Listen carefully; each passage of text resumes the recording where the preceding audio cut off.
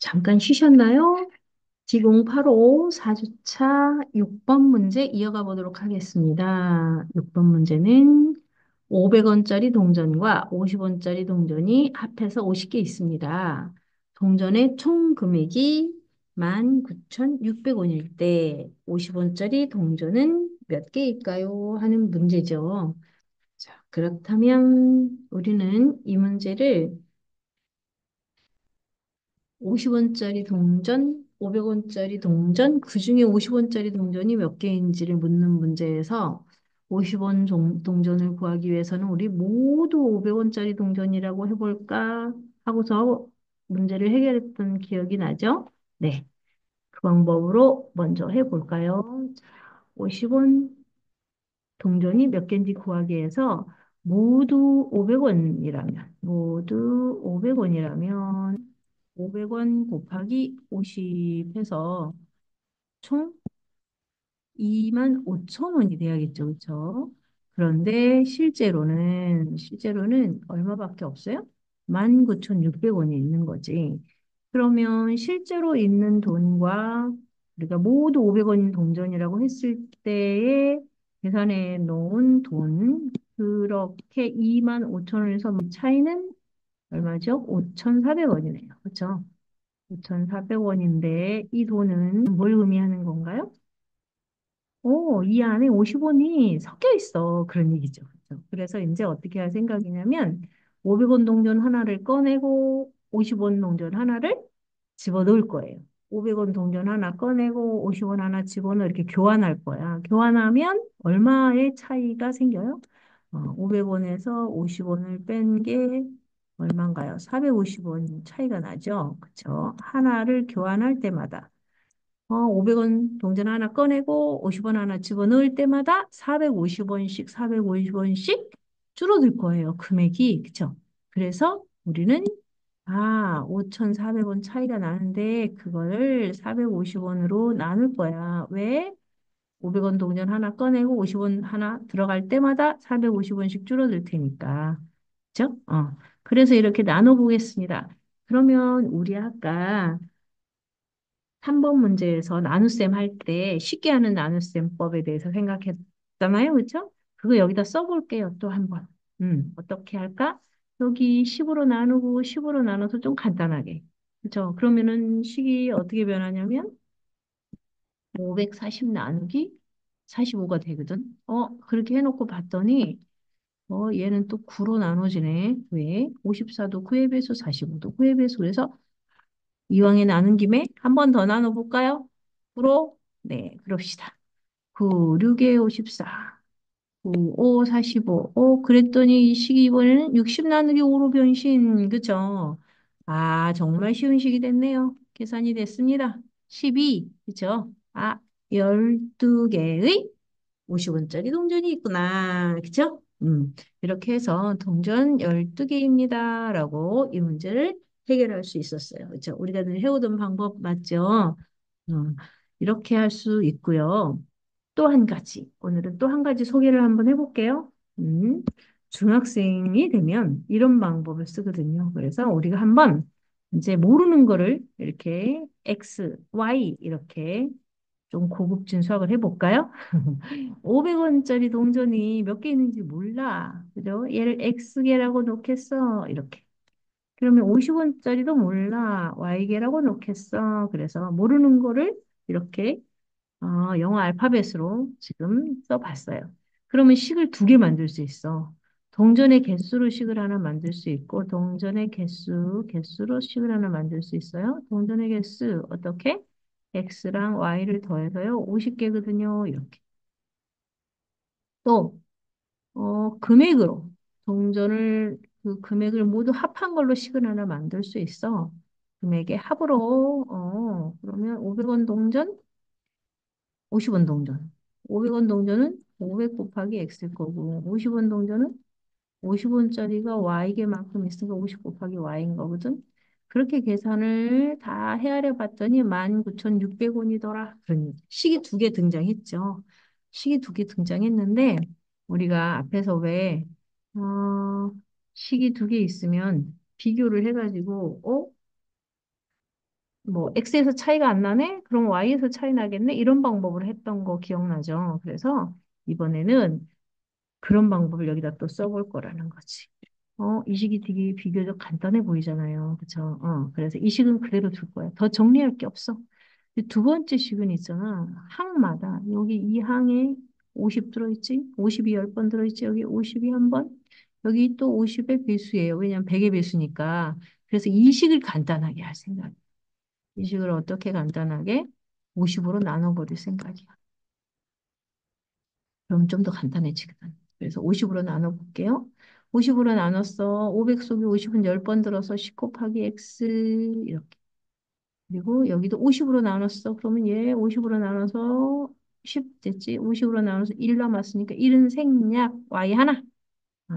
그리고 이쪽도 50으로 나눠 보겠습니다. 19,600을 50으로 나눠 보겠습니다. 그러면 우리 어떻게 하기로 했지? 이렇게 뒤에 10배, 10배 그러면 10씩 나눠가지고 더 간단하게 계산하는 방법을 또 써볼 수 있겠다, 여기다. 그렇죠? 또 써볼게요.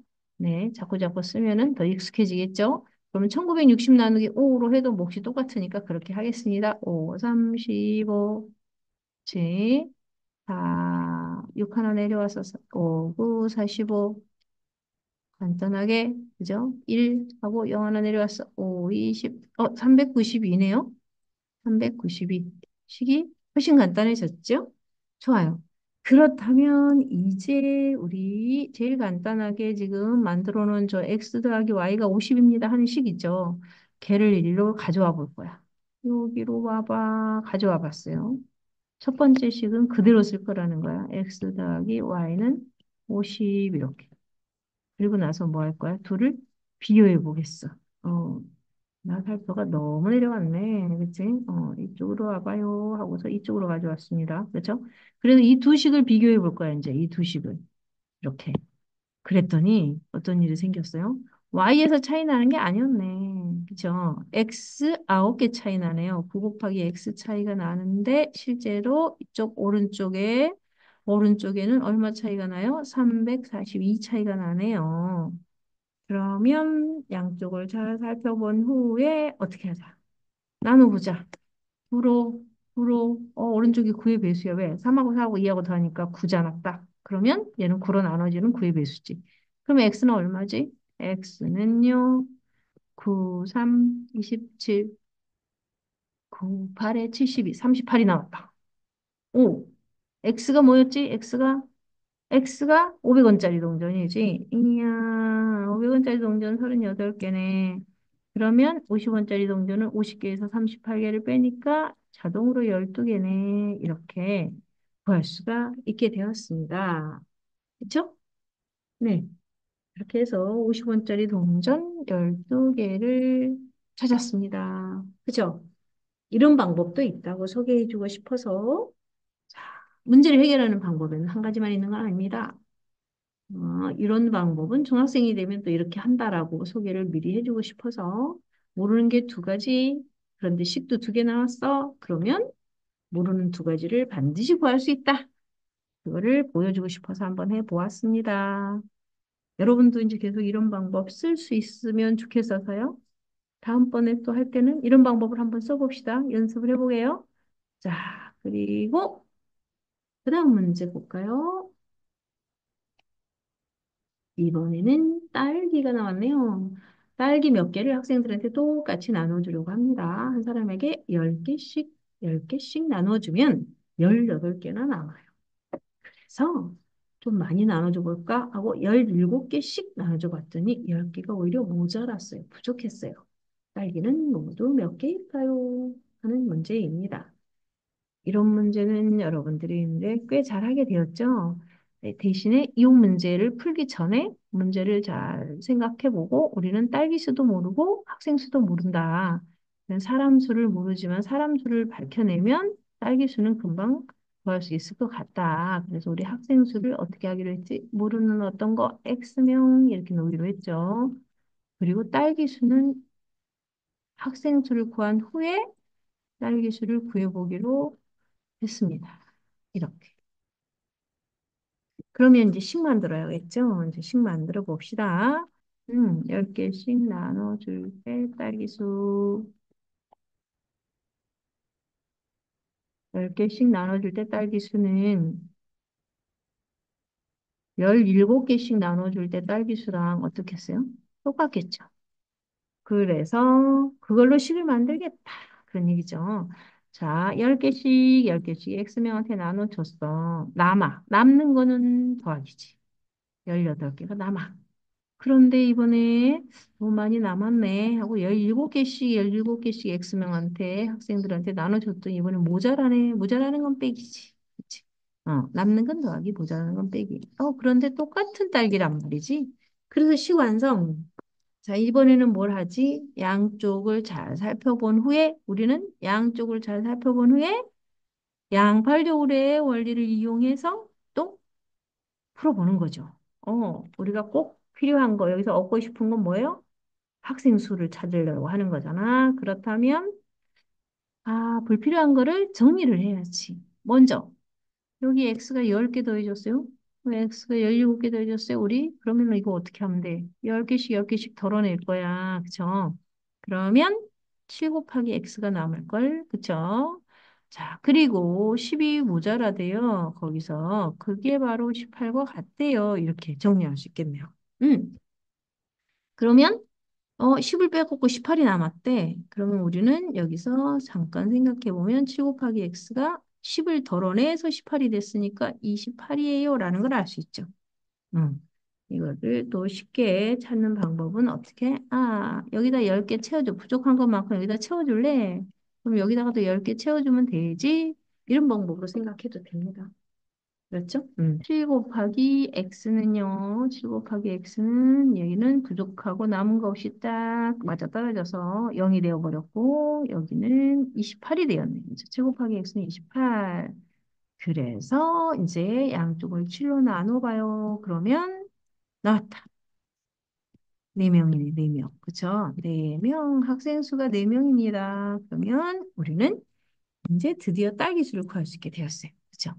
딸기수는 이쪽도 저쪽도 다 딸기야. 그런데 우리가 여기서 딸기수를 한번 찾아보기로 해요. 계산하기가 쉬울 것 같아서. 그렇죠? 10개씩 10개씩 4명한테 나눠줬더니 18개 남았습니다. 모았더니 40과 18을 모아서 딸기는 58개 있었어요. 라고 찾을 수 있어요. 58개의 딸기가 있었던 거죠. 자, 할 수 있겠죠, 여러분도? 네, 잘할 수 있을 거예요. 자, 그 다음, 이번에는 어떤 문제를 풀어볼까요? 길 찾는 문제네요. A에서 B까지 갈 수 있는 길을 나타낸 거예요. 그런데 C를 꼭 지나가야 되는 문제네요. A에서 C를 거쳐서 B까지 가는. 그런데 그렇게 길을 찾아가는데 몇 가지 방법이 있을까요? 라고 묻는 문제예요. 자, 우리가 그 전에 배웠던 것 중에 기억나는 거 하나를 복습을 한번 해볼까요? 자, A에서 B까지 가는 길이 세 가지 있습니다. 또 B에서 C까지 가는 길은 두 가지예요. 그럼 모두 몇 가지 길이 있나요? 했던 거 우리 이거 연습했는데 기억나죠? 어, 여기가 1번 길, 2번 길, 3번 길이 있고요. 여기가 A 길, B 길이 있다고 합시다. 그러면 1번 길로 가서 A로 가기도 하고 1번 길로 가서 B로 갈 수도 있겠네. 1번 길로 가서 두 가지 경우가 생겼어. 2번 길로 가서 A로 갈 수도 있고 2번 길로 간 다음에 B로 갈 수도 있네. 두 가지. 3번 길로 가서 A로 갈 수도 있고 3번 길로 간 다음에 다시 B로 갈 수도 있네. 여기도 두 가지. 그죠? 1번 길을 선택했을 때도 B에서 C까지 가는 두 가지 길이 있어서 두 가지 방법. 2번 길을 선택했을 때도 두 가지. 3번 길을 선택했을 때도 나중에 또 두 가지 방법이 생기는 거죠. 그러면 맨 처음에 출발 지점에서 어디로 갈까라고 선택할 때 세 가지 방법이 있는 거잖아요. 그렇죠? 세 가지. 여기 1번 길, 2번 길, 3번 길 세 가지. 그 다음에 두 가지, 두 가지, 두 가지, 두 가지, 두 가지. 그죠? 그래서 이거 쉽게 하는 방법, 우리 곱셈식으로 했던 거 생각나나요? 여기서 출발해서 세 가지로 방법이 있어. 셋 중에 하나를 골라.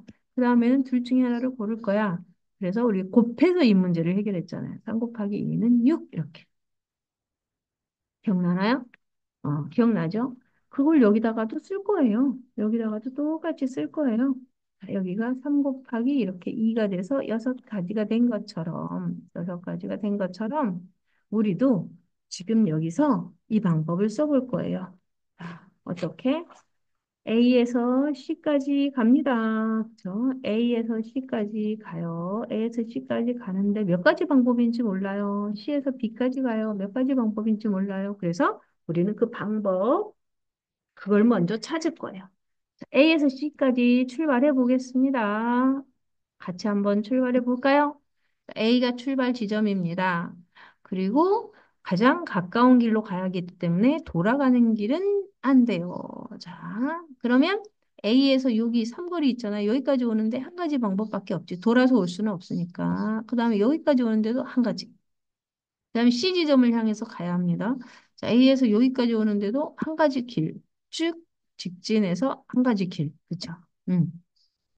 그럼 C까지 오는 데는 옆으로 2칸, 위로 2칸 가면 C까지 갈 수 있는데, 자, 일단은 여기까지 와서 여기 위로 이렇게 가는 길도 있잖아요. 그렇죠? 여기까지 와서 이렇게 가는 길도 있잖아. 그럼 두 길이 모아지네 여기서. 그렇죠?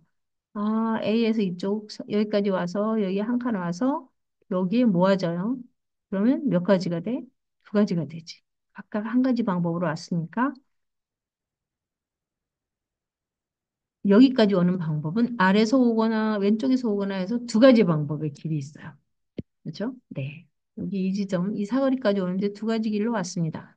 그 다음에 여기 사거리까지 오는 데는 아래쪽에서 한 가지 방법으로 왔고요. 왼쪽에서 2가지 방법으로 올 수 있거든요. 그래서 모아져서 얘는 3가지 방법이 생기죠. 여기까지 도착하는데. 그럼 여기도 마찬가지예요. 여기서 2가지 방법으로 올라오고, 여기서 한 가지 방법으로 왔어. 그럼 얘는 3가지. 그치? 그러면 이제 C까지 도달하는 데는 여기 3가지 방법으로, 여기도 3가지 방법으로 모여야죠. 모아. 6가지 방법이 됐네.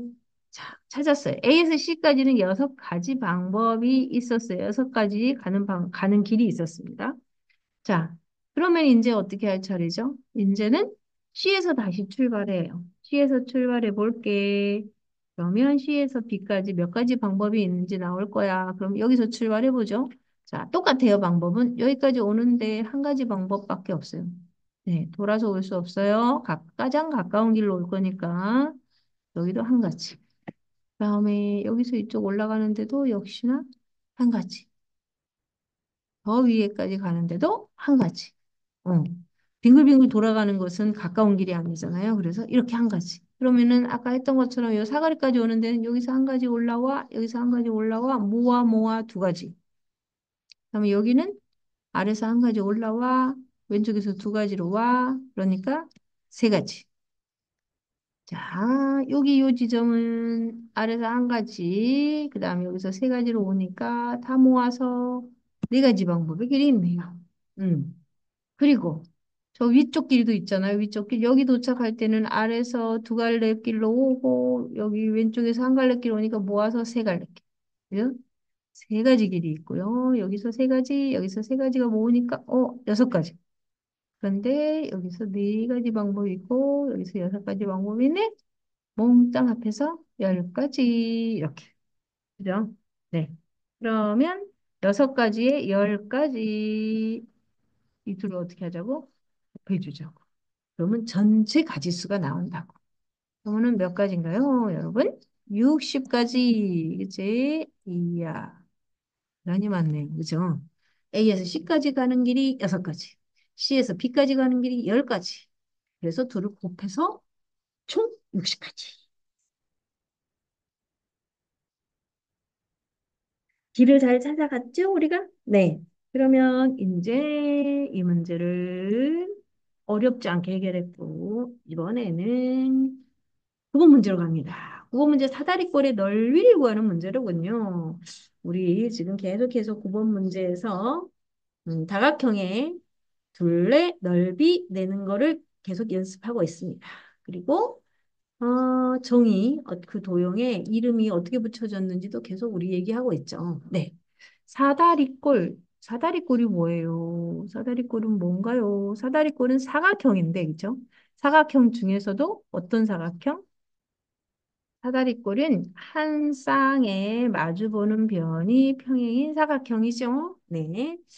그렇다면은 이 사각형의 넓이는 어떻게 구하지? 우리가 평행사변이나 직사각형이나 삼각형 넓이를 이미 구해봤는데 그런 것들을 이용하면 어떨까 생각해 봤어요. 자, 그러면 한번 이렇게 해볼까요? 짠! 사다리꼴을 하나 뒤집어서 똑같은 넓이의 사다리꼴을 하나 뒤집어서 붙여봤어요. 그랬더니 뭐가 됐어요? 평행사변형이 됐죠. 평행사변형의 넓이를 이용하는 방법이 있어요. 저 위에 있는 11cm 짧은 변 있죠? 우리가 윗변이라고 하는 사다리꼴에서 여기 짧은 변 윗변이라고 부르죠. 자, 윗변을 아래로 가지고 내려왔네. 뒤집었더니 아래로 내려왔잖아. 그죠? 그럼 윗변이 여기로 내려왔네. 윗변이 11cm가 일로 내려왔네요. 그러면 평행사변형의 넓이 구할 때 우리가 여기를 밑변이라고 했죠. 그렇죠? 밑변 11 더하기 17cm가 되었네요. 그렇죠? 그리고 높이는 똑같이. 높이는 12cm 똑같이 12cm. 그렇죠? 그래서 12cm. 아, 11과 17을 더한 다음에 윗변과 아랫변을 더한 다음에 거기다 높이를 곱해요. 그런데 그거는 두 개의 사다리꼴이기 때문에 반으로 어때요? 나눠요. 이렇게 구하는 방법이 있죠. 그렇죠? 그러면 얘는 이 18 곱하기 12 나누기 2인데 곱하고 나눌 때 우리가 좀 더 쉽게 하려고 어떻게 했더라? 아, 나눠지는 거 미리 나눴잖아요. 그쵸? 좀 더 큰 걸 나누는 게 쉬운 계산이 되겠는데 해서 14 곱하기 12. 14 곱하기 12니까 식구도 안 해도 되겠다. 그죠? 14가 10번이면 140. 그리고 14가 2번이면 28. 140에 28을 더했네. 168. 이렇게. 그죠? 168 제곱센티미터네요. 이렇게 하는 방법이 한 가지 있었습니다. 그렇죠? 네.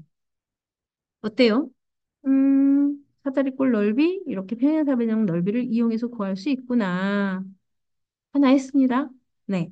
그리고 이미 나왔어요. 168이에요. 나왔는데 다른 방법으로 또 한번 해보겠습니다. 방법이 되게 여러 가지예요. 그래서 이번에는 또 다른 방법 또 하나 해볼게요. 자, 이번엔 삼각형을 이용해 보겠습니다. 삼각형을 이용해 보겠어요. 어떻게? 오, 여기 11cm만큼을 여기에 이렇게 연장을 했어요. 아래쪽에 밑변 쪽에 쭉 늘여놨어요. 그러면은 여기 위에 있는 삼각형 있잖아요. 여기 있는 삼각형과 여기 아래쪽에 생긴 삼각형은 넓이가 어때요? 똑같습니다. 왜요? 여기 11cm, 11cm 똑같죠? 그 다음에 요 각과 요 각은 마주보고 있어. 막곡지각으로 똑같아요. 그쵸? 그 다음에 사다리꼴은 이 윗변과 아랫변이 평행인데, 그치? 평행인데, 그 평행선의 연장선을 쭉 그은 거고, 그래서 이 각하고 이 각도 똑같거든요. 그쵸? 음. 그러면 삼각형의 남은 각은 당연히 같겠네. 그쵸? 그래서 여기 이 각과 이 각도 같거든요. 이렇게 이 두 삼각형은 완전한 합동이 되는 거. 포개지면 완전히 포개지는 똑같은 삼각형이 됐어요. 그렇다면 우리는 이 커다란 삼각형 넓이를 구하면, 음, 그렇다면 이 커다란 삼각형의 넓이를 구하면 이제 전체 사다리꼴 넓이랑 똑같아진다는 걸 알 수 있죠. 맞죠? 네. 그래서 그렇게 구해보겠습니다. 어떻게? 이 삼각형 넓이를 구해보겠어. 이렇게. 그러면 어떻게 구하면 되나요? 변이 11cm, 17cm 둘이 더하고요. 그 다음에 거기 삼각형의 높이는 12cm로 안 변했습니다. 그쵸? 여기다가 이렇게 한번 내려볼까요? 이렇게 내려보면 12cm 그대로, 그죠? 그대로를 우리는 이 삼각형의 높이로 쓸 수 있어요. 그쵸? 여기도 12cm 똑같을 테니까 말이죠. 삼각형의 한 꼭지점에서 밑변에 수직으로 내린 이 길이, 높이 12 맞습니다. 그쵸? 네. 그리고 삼각형이기 때문에 곱하기 2분의 1 반토막을 하든가 삼각형이기 때문에 나누기 2까지 해야죠. 그렇죠? 밑변과 높이만 곱하면 사각형 되니까. 그렇게 우리는 삼각형 넓이를 구할 수 있습니다. 그렇죠? 네. 자, 어떻게 하는지 알겠죠, 여러분? 그러면 계산해 보면 역시나 똑같이 28 곱하기 12 나누기 2가 될 것이고 아까처럼 약분해서 14 곱하기 12가 되어서 168을 얻게 되었죠. 그렇죠? 똑같죠? 네, 맞습니다. 선생님이 선생님이랑 같이 공부하는 친구가 이렇게 삼각형으로 활용하는 걸 엄청 좋아라 하더라고요. 그래서 168 제곱센티미터. 사다리꼴 뒤집는 것보다 삼각형이 더 편한가 봐요. 그래서 이렇게 했거든요. 그래서 둘 다 한번 소개시켜 봤습니다. 이거 말고도 여러 가지 방법이 있어요. 여러분도 한번 자기만의 방법을 찾아봐도 좋겠습니다. 자, 그러면 이번에는 10번 문제 가볼까요? 입체도형이 나왔습니다. 입체도형의 부피, 기둥 모양이죠. 위쪽과 아래쪽에 모양이 똑같아. 약간 기역자, 니은자 모양으로 똑같고, 그 다음에 아래쪽, 위쪽이 똑같고 평행이기 때문에 이건 기둥 모양이에요. 기둥 모양인데, 이것의 부피는 했어요. 우리가 직육면체 모양의 부피는 구해본 적이 있잖아요. 그쵸? 음. 직립면체 모양의 부피는 기둥 모양 부품 구해본 적이 있으니까 그걸 이용하려고 해요, 선생님은. 물론 방법은 여러 가지가 있어요. 어떤 친구는 요만큼을 잘라내고 이렇게 분리를 해가지고 한 친구도 있었어요. 어, 여기 윗부분 따로 하고요. 여기 따로 구해서요. 둘이 더해줄래요. 사각 기둥 모양 두 개를 이렇게 더하겠습니다 하는 친구도 있었고요. 또 다른 친구는 선생님 저는요, 그쪽 말고 이렇게 잘라보겠는데요. 이렇게 말이죠. 그래서 이렇게 자른 친구도 있었어요. 그래서 이쪽을 하나, 나머지 해서 둘을 더하는 방법도 씁니다. 그런데 선생님은 그 방법 말고 우리가 이미 배웠던 거 중에서 또 그걸 이용하는 거죠. 그렇죠? 네. 사각형 두 개로 갈라서 하는 것도 이용하는 거 맞지만, 이렇게 해보려고 선생님 생각했습니다. 어떻게? 여기를 채워버려. 여기가 이렇게 다 채워져 있었어. 그런데, 요만큼 다 채워져 있었던 거를 거기서 저 초록색으로 테두리 되어 있는 저 사각기둥만큼을 떼낸 거야. 이렇게 생각해도 되죠? 음. 그래서 그렇게 해보려고 합니다. 선생님은 그런 계획을 짰어요. 자, 그렇다면 원래 있던 커다란 사각형이라고 해야 되는 때리지기 전에 사각기둥은 이렇게 생겼겠지, 밑넓이가. 그죠? 그러면 그 밑넓이를 계산해 봐야겠죠. 15 곱하기 10이지. 그쵸? 거기서 이제 떼낼 거예요. 얼만큼을 떼낼 거냐면, 선생님이 지금 가려버렸지만, 갈기 전으로 한번 돌아가 볼게요. 가리기 전으로 한번 돌아가 볼까요? 네. 그러면 11cm만큼이었거든요. 11cm였어요. 그리고 이쪽이 10cm인데 말이죠. 여기가 6cm니까 이쪽에는 10에서 6을 뺐으니까 4cm가 되겠죠. 그래서 요만큼을 떼내겠습니다. 지금 바로 떼내겠습니다. 14 곱하기 11만큼을 떼내겠어요. 요렇게 생긴 밑넓이가 나와요. 밑넓이가 요렇게 그쵸? 밑넓이가 그러면 이 밑넓이의 높이를 곱하면 되겠습니다. 그쵸? 이렇게 생긴 모양이 몇 센치로? 높이 8cm로 쌓여 있어요가 되는 거니까 이제 계산 들어가면 됩니다. 곱하기 8이요. 이렇게. 그러면 계산할 수 있거든요. 그죠? 네. 좋아요. 그러면 이제 우리는 150에서 44를 빼는 거네. 150에서 44를 빼서 밑넓이를 구한 다음에 높이를 곱해서 높이를 구합니다. 84를 뺐으니까 106이겠죠? 106의 8배. 그럼 100이 8번이니까 800. 6, 8에 48. 848. 그리고 얘는 비니까 세제곱 센티미터. 이렇게 구하면 되겠습니다. 자, 선생님은 이런 방법으로 구해봤습니다. 10번 문제. 우리 10번 문제까지 다 풀었네요. 너무너무 수고 많으셨습니다. 오늘 또 새롭게 배운 길 찾는 거랄지, 또 동전 개수 구하는 건 또 역시 다른 방법으로 한번 구해봤죠. 사다리꼴 넓이도 사다리꼴 넓이를 평행사변형이나 삼각형의 넓이를 이용해서 구해보았고요. 그렇죠? 네, 아주 잘했습니다. 수고 많으셨고요. 이제 우리는 디공8호가 끝났으니까 디공9호에서 새로운 책을 시작해야겠네요. 자, 디공9호에서 또 만나기로 합시다. 안녕. 수고 많았습니다.